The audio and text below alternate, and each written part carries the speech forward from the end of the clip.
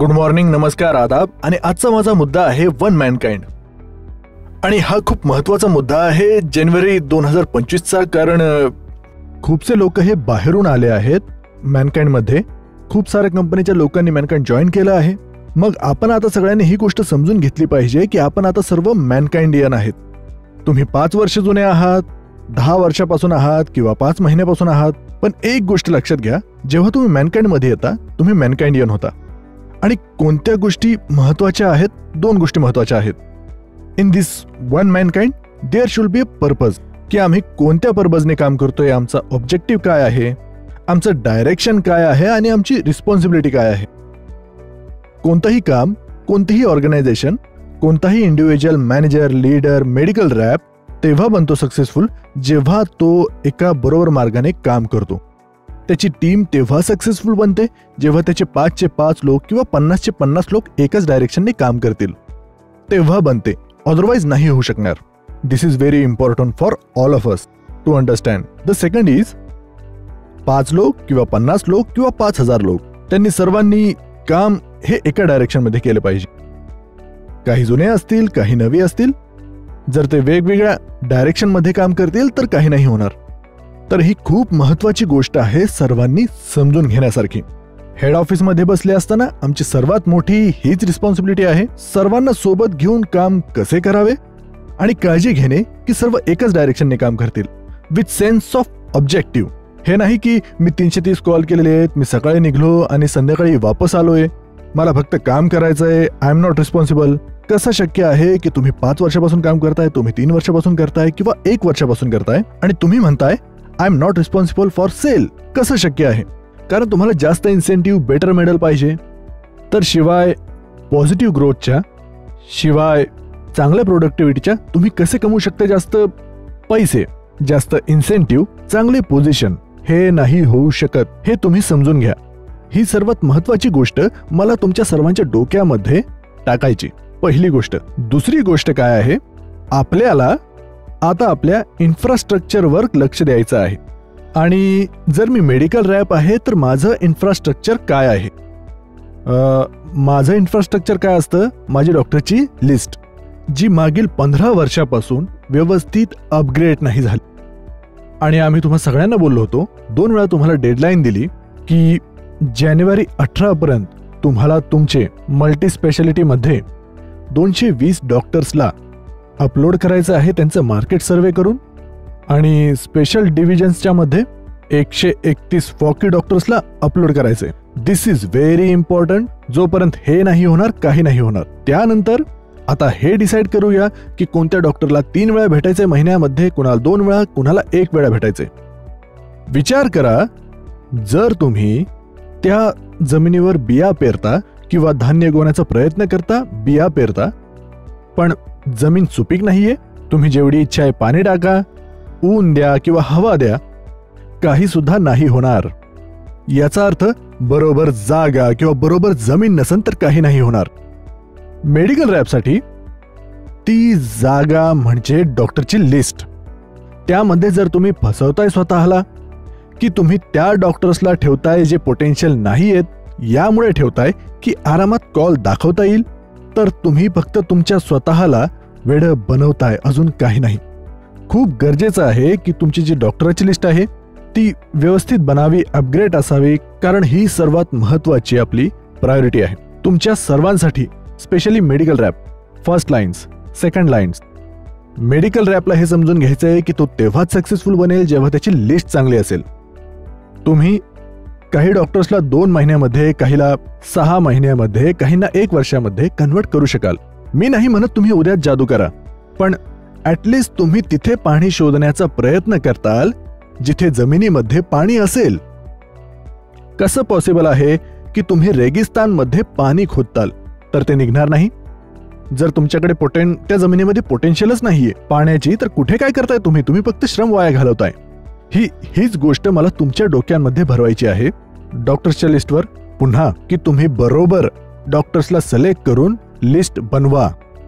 दुसरी महत्वाची गोष्ट जी मी तुमच्या डोक्यात टाकू इच्छितो ते म्हणजे जेही रिसोर्सेस तुम्हाला कंपनीकडून मिळतात, काही असो, लिटरेचर, सॅम्पल, CMEs, काही ऍक्टिव्हिटीज जे तुम्ही घेता, कृपया काही प्रकारच्या प्रासंगिकतेच्या आधारावर आचरण करा. म्हणजे जसं उदाहरण, असा एक कस्टमर आहे ज्याची पोटेन्शियल 1000 रुपये आहे क्रॉनिक बुलेटची, पण 10,000 रुपयाची आहे ॲक्यूटची.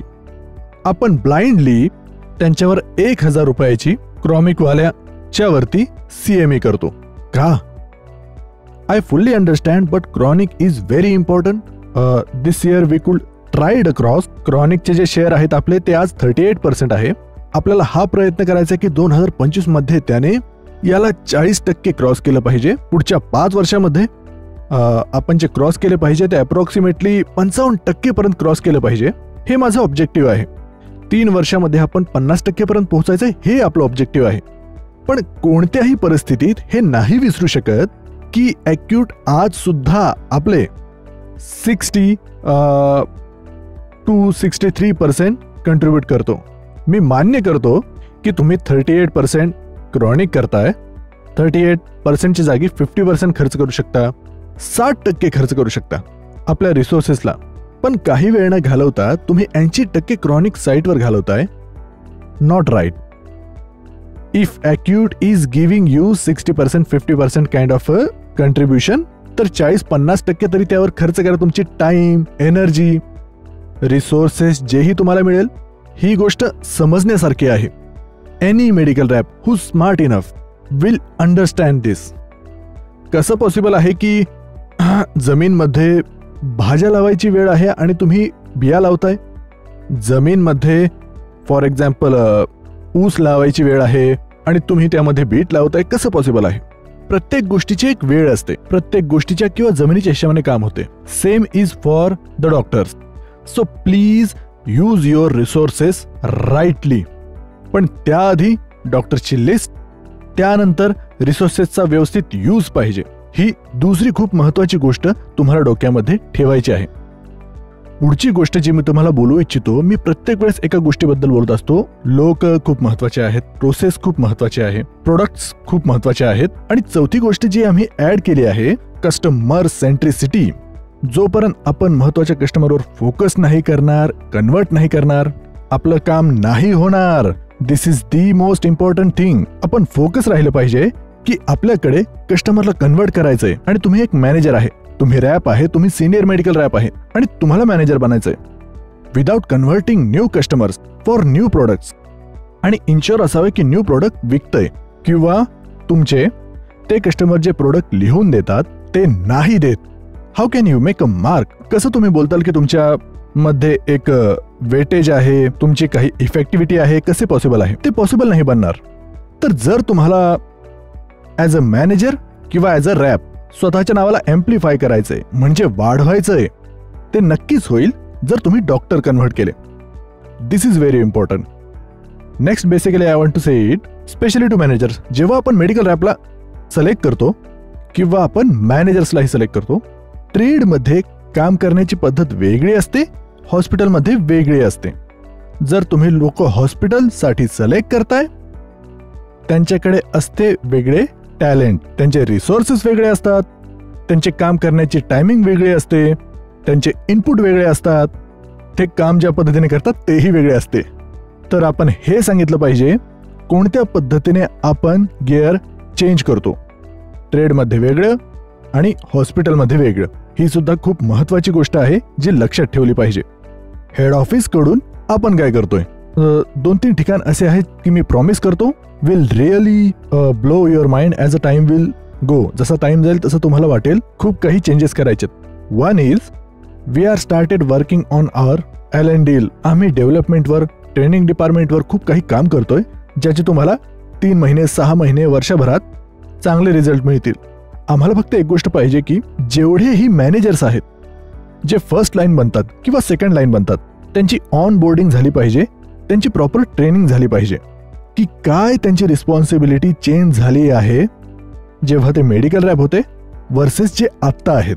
त्यांची काय रिस्पॉन्सिबिलिटी चेंज झाली आहे जेव्हा ते फर्स्ट लाईन होते आणि आता सेकंड लाईन झाले आहेत. बिकॉज जेव्हा तुम्ही रॅप असता तुमची रिस्पॉन्सिबिलिटी जास्त असते, सेकंड लाईन असता तर वेगळी असते. We just want to drill down this thing. जोपर्यंत या गोष्टी तुम्हाला समजणार नाही, काम चांगले नाही होणार.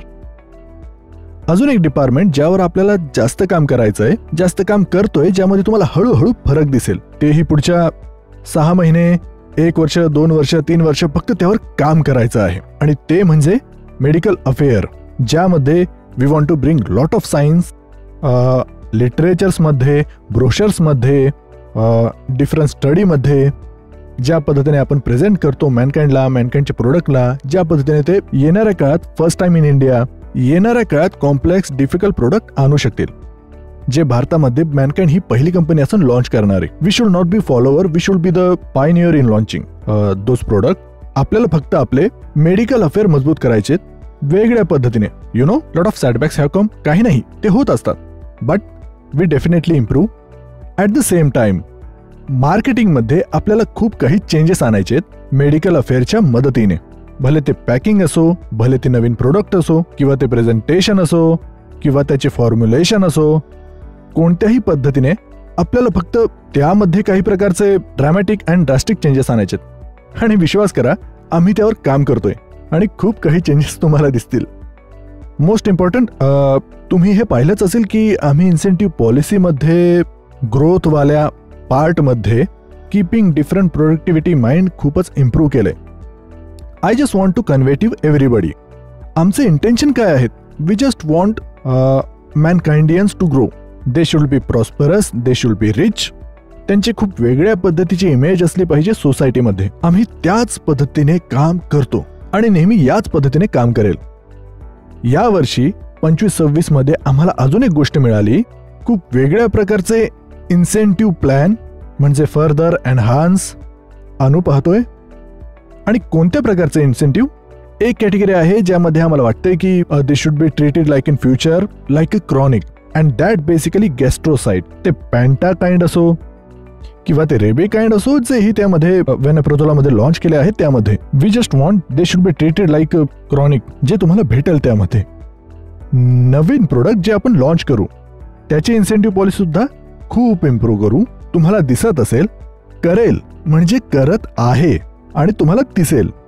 अपार्ट फ्रॉम दिस, मेडलच्या मध्ये जे आउटस्टँडिंग लोक आहेत, ज्यांची प्रोडक्टिव्हिटी ही चांगली आहे आणि ग्रोथ ही चांगली आहे, why should they go only to Dubai और सिंगापूर? Why not?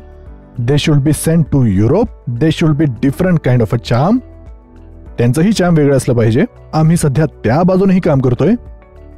एक गोष्ट तुम्ही सगळ्यांनी लक्षात घेतली पाहिजे, कोणत्याही परिस्थितीत आपण काहीही करू, कारण last couple of months we have taken very harsh action. ते गरज होती त्याची. इट इज नाऊ डन, पूर्ण झाले आहे. आणि बाकीचे 10% जे चेंज होत असतात ते होतच असतात, पण जास्त करून गोष्टी ह्या झालेल्या आहेत. आणि आम्हाला पाहिजे काय की जस्ट कम्पॅक्टेबल नॉर्मल. बट असं नाही होणार की तुम्ही काम करताल फक्त 4 तास आणि तुम्हाला सर्व काही भेटेल, ते नाही होणार. योग्यता ही असलीच पाहिजे. तुम्ही नवीन असाल, जुने असताल, पण जेव्हा तुम्ही मॅनकाइंडियन होता, जर तुमचं टॅलेंट जास्त आहे, यात कोणता डाऊट नाही की जुन्या माणसाला नेहमी जास्त प्रेफरन्सेस भेटेल. का नाही भेटणार? पण जर टॅलेंटमध्ये खूप जास्त डिफरन्स आहे तर नाही भेटणार. So kindly understand that we want जुन्या लोकांचे टॅलेंट वाढावे, नवीन लोक पुढे जावे. आम्हाला फक्त ते पाहिजे आणि योग्य व्यक्तीला पुढे जाण्यासाठी मार्ग मिळावा. तुम्ही कोणता बिझनेस करत असाल, तुम्ही कोणती नोकरी करता किंवा तुम्ही शॉप चालवता, सर एक गोष्ट तुम्ही लक्षात घ्या, कधी विसरू नका या गोष्टीला, की सर्व काही तुम्हाला तेव्हाच भेटतं जेव्हा तुम्ही त्या बिझनेसमध्ये जास्त रेव्हेन्यू आणताल, जेव्हा तुमची टॉप लाईन ग्रोथ होती. जोपर्यंत ती ग्रोथ नाहीये, प्रोडक्टिव्हिटी नाहीये, तुमचे सेल्स नाही वाढत आहे, तुमची प्रोडक्टिव्हिटी नाही वाढत आहे, तर तुमची इन्कम कशी वाढू शकते? ते प्रॅक्टिकली पॉसिबल नाही. हे तुम्ही खरंच समजलं पाहिजे. आणि लास्ट नॉट द लिस्ट, जेव्हाही तुम्ही प्रोग्रेस करता आणि प्रोग्रेसचा बाय प्रोडक्ट तर एक फायनान्शियल गेन्स असतेच. जे फायनान्शियल गेन्स असतात ते कुठून येतात? तुमच्या पर्सनॅलिटीद्वारा, तुमच्याद्वारा केलेल्या कामातून. That means what? जे काम तुम्ही आज करताय प्रोडक्टिव्हिटीसाठी, जर पुढच्या वर्षी 12 असेल आणि पुढच्या वर्षी 15 असेल, हे फक्त तेव्हाच होऊ शकते. Not by the passion, only consistency. Right? तुम्ही जर टॅलेंटही वाढवलं त्यामध्ये तुमचं, right, if you just improve your skill, this 12 can become 15 and 15 can become 20. Please हे समजून घ्या.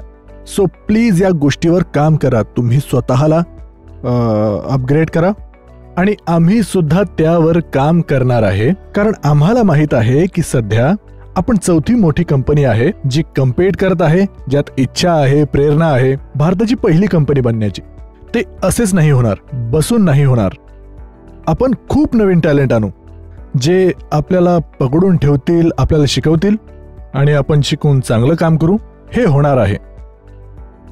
तर या व्हिडिओमध्ये I wish you month, I wish you all the best, good luck, lot of progress, lot of prosperity, better incentive, better तुमची list जी चांगली होईल.